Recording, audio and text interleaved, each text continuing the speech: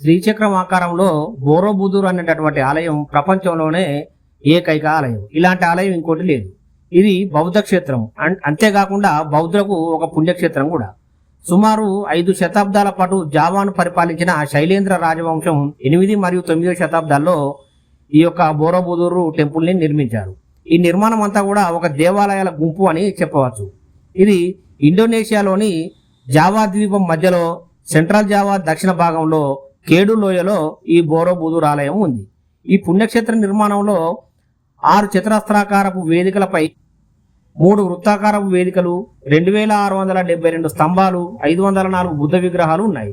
దీనిలోని ప్రధాన గుమ్మం మధ్య వేదిక పై భాగంలో ఉంది. అది స్తూపాకృతిలో ఉంటుంది. ఆ స్తూపంలో కూడా 72 బుద్ధ విగ్రహాలు ఉన్నాయి. ఈ శ్రీచక్రం ఆకారంలో గల బోరోబుదూర్ ఆలయాన్ని ప్రపంచ వారసత్వ సంపదగా గుర్తించి యునెస్కో పర్యవేక్షిస్తుంది.